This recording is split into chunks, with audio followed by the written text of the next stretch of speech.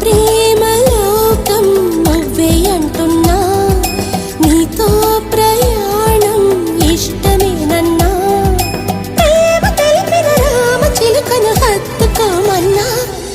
చెప్పాలనుంది చిన్న మాటైనా, ఆగనంది దాగనంది లోలోన, ఇన్నాళ్ళ నుండి ఉన్న మాటైనా, ఇప్పుడేగా చెప్పమంది ప్రేమైనా.